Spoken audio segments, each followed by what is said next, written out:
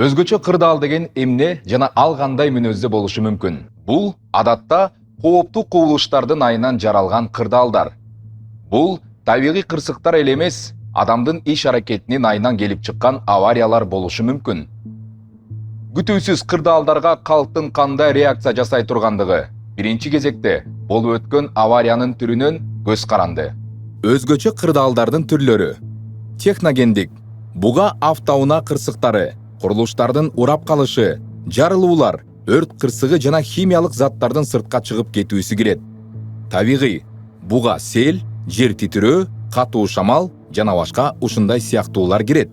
Аскердик, биринчи орунда массалык зыян келтирүүчү куралдын колдонулушу турат. Ошондой эле террористтик иш аракеттерди, социалдык каршылык көрсөтүүлөрдү, ири аймактарды басып алуу жана талкалоо да кирет. Аскердик мүнөздөгү өзгөчө кырдаалдар. Социалдык саясий мүнөздөгү өзгөчө кырдаалдар. Курал колдонуу менен массалык каршылык көрсөтүү акциялары, революциялар, барымтага алуу, мыйзамга каршы иш аракеттер. Өзгөчө кырдаалдардын биз карап жаткан критерийлерге жараша башка да түрлөрү бар. Бирок келиңиз, өзгөчө деп атоого боло тургудай кырдаал түзүлүп калса, кандай аракеттениш керектигине көңүлүбүздү буралы.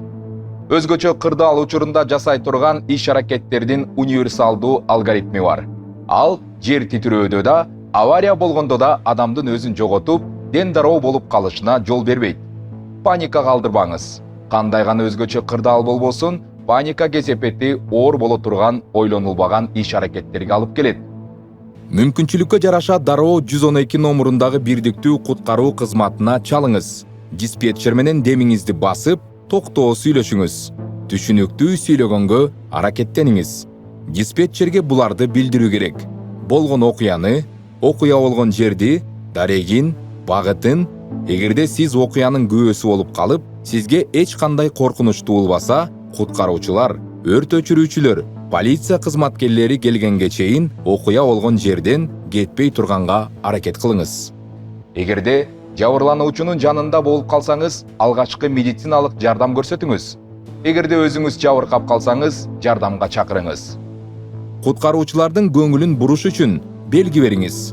Үнүңүздү чыгарып, жарык берип, өзгөчө түнкүсүн ак чүпүрөктү булгалаңыз.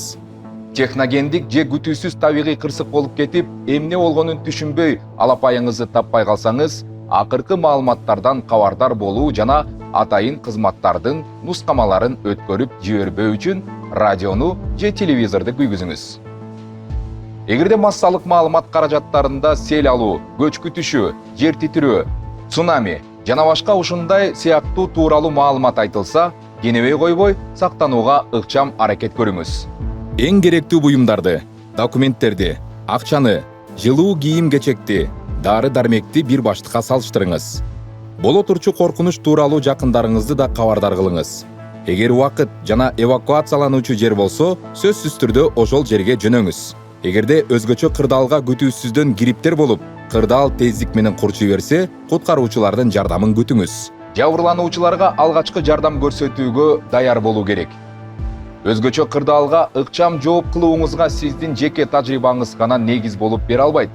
Өзгөчө кырдаалга реакция жасоонун жеке планын иштеп чыгыңыз. Мындай планды өзгөчө кырдаал болгонго чейин эле, ал качан болот деп күтүп отурбастан эле алдын ала түзүп койгон жакшы. Өзүңүз жашаган аймак менен таанышып, бул жерде кандай жаратылыш кырсыктары байма-бай болуп турганын аныктап, өзгөчө иш аракеттердин планын жалпы жонунан түзүп чыгыңыз. Чыныгы өзгөчө кырдаал жаралып калган учурда, дал ушул кырдаалга зарыл болгон түзөтүүлөрдү киргизе коесуз.